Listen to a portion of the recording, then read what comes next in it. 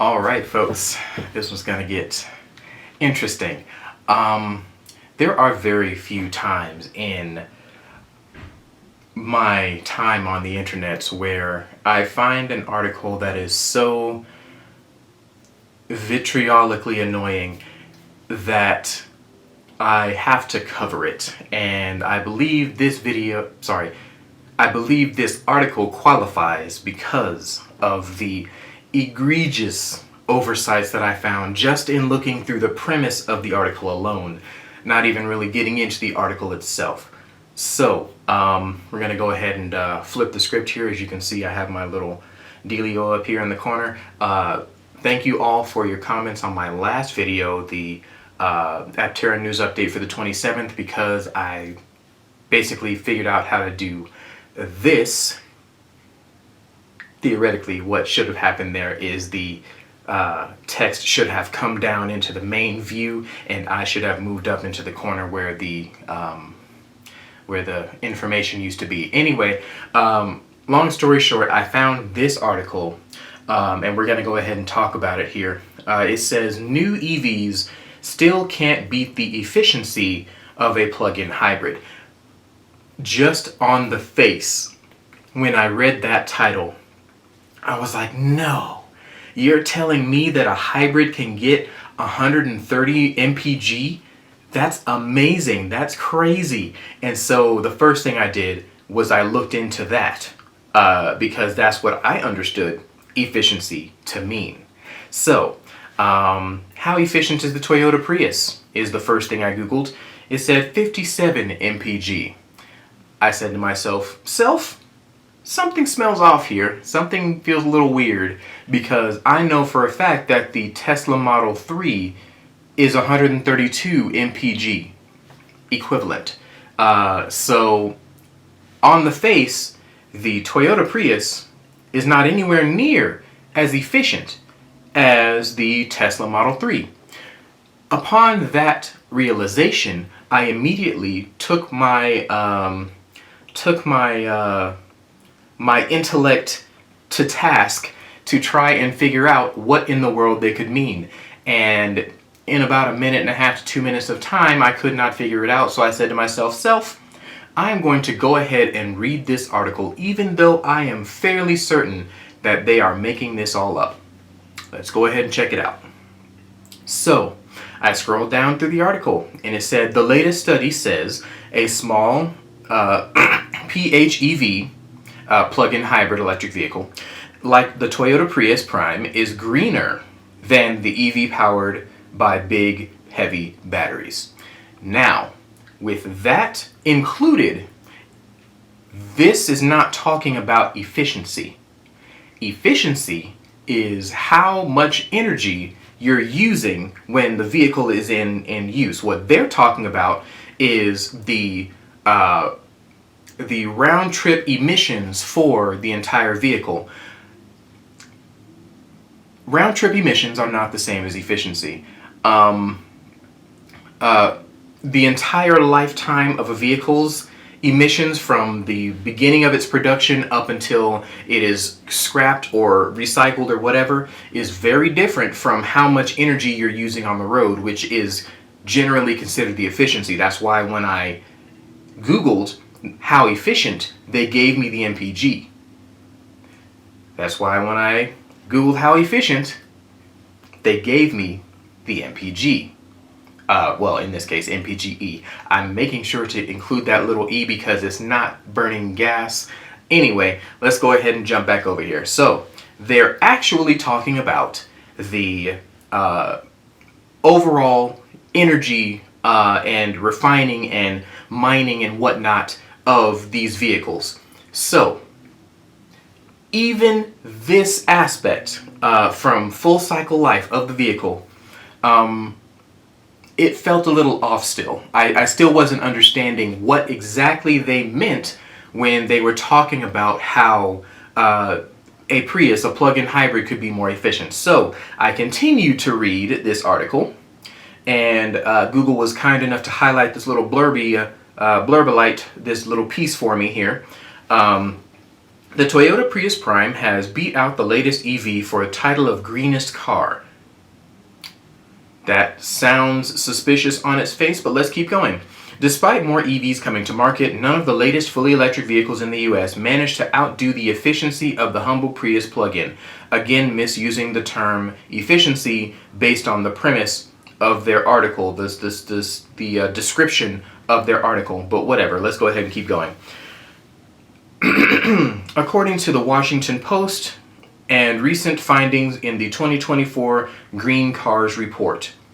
Greener Cars Report. Interesting. Let's keep going here. The Prius Prime has held on to its title of the greenest car for years thanks to its small size and how low weight, which modern EVs eschew for the sake of greener range and unnecessary features that not only increase the price but more importantly inflate their size and weight. I'm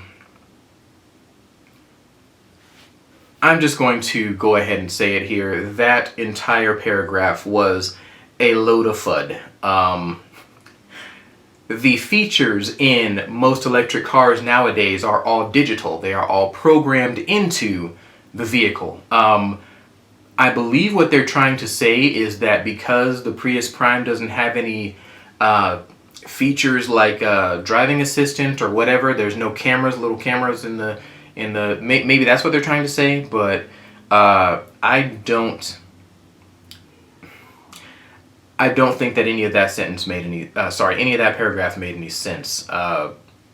It sounds like it could have made some sense if you were talking about features that add to the weight of the car that makes sense. Range is the only thing that truly and honestly adds a lot of weight to the vehicle, and I don't consider the range of a vehicle unnecessary features. I guess I think that a car going further is a good idea. Maybe I'm crazy. Anyway, let's go ahead and look into this greener cars initiative type group of people. The Greener Cars article, based on the clicking that I did in the original thing here, it says the new report. If you click this link that says report, it will take you to this page where it tells you about the ins and outs of how they decided to do their study. And here is where the trick falls in. The confusion came from, in my opinion. So let's go ahead and read this top paragraph. Greener Cars is an annual assessment of every new model in the U.S. light-duty vehicle market. It is based on a life cycle assessment of the greenhouse gas and criteria pollutant emissions from the production, use, and disposal of each vehicle. Unlike other evaluations of the health and environmental impact of vehicles that rely solely on fuel efficiency, Greener Cars scores every vehicle on its entire impact and is the most effective way to compare gasoline-powered vehicles to electric vehicles. In addition to assessing the emission from fuel burned in a vehicle's engine, we assess the upstream emissions generated by electricity used by a vehicle, emissions produced when mining and processing minerals for batteries, and emissions from manufacturing vehicles and vehicle components. I'm going to stop right there. And I'm going to ask you guys, before you continue with this video, pause it, tell me in the comments right now what the issue with that statement was. If you get it right, I will high five you in the ether. So ready, set, go. Boom, good job guys for getting it right. Anyway, if you have come back to this video after writing your comment, I am sure that you all were super brilliant and mostly figured out that nowhere here do they say they take into account the refining of the gas itself.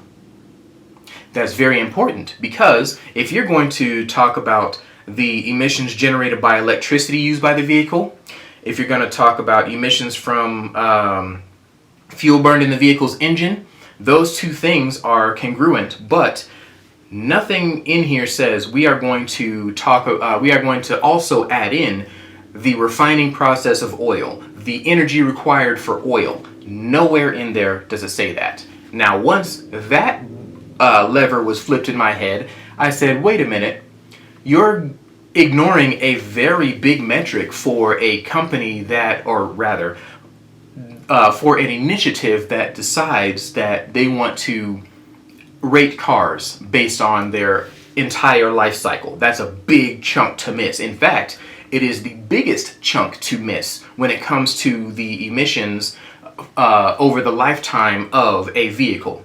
So in my head, I automatically said, okay, let's go ahead and check out who does this study, like who funds them and where is the money. I was following the money at this point because I was pretty sure that something was foul. Anyway, on their own website, this is, by the way, just proving that I'm on their website, ACEEE is funded by all of these folks. Now, you may not understand or know where most of these names come from, so I'm just going to let you know that after some exhaustive research, most of the names in this list, more than 50% of the names in this list are funded by oil companies. Okay. If you are funded by oil, you have a fairly prominent need or want to look out for their best interests. So it is potentially the case, I'm not saying it's definitely the case, but it is potentially the case that you did not look at the refining process of oil because you did not want to implicate big oil in your studies. You've done this study for many years, and maybe that paragraph describing your process does not include the fact that you actually did include oil.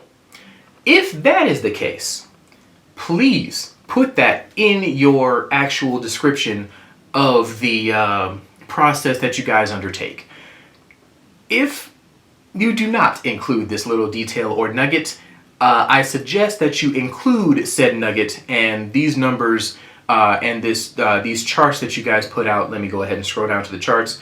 These charts will look very, very different just on the face of how much oil it takes, how much energy and oil it takes to refine oil in the first place. Yeah, man, this article is light on the research and heavy on the propaganda, super fuddy. I did not think that it was a very well-written article, nor does the article even understand what the words that it's using actually are. Yeah, let me know, guys, if I've missed something, if I've misinterpreted something, if you guys saw something different, if you heard something different, if you read something different. I will put all of these things in the in the description of this video, so you'll be able to look up the sources and follow the money like I did, and know where these things are coming from. Just I'm not including the sources to this stuff here because I want you guys to do your own research, or rather the homework for this video, if you decide to do it, is to do more research and find for yourself where these people are funded. If you find the same stuff that I'm finding, or if you find something different, please let me know in the comments. Last bit of housekeeping. I accidentally deleted my February 19th Aptera news update and I re-uploaded it. I noticed a whole lot of people watched that video again. I am so sorry that I was not clear enough. I should have put something in the actual video to give a disclaimer about that. But yeah, I did put it in the comment section that it was not a new video.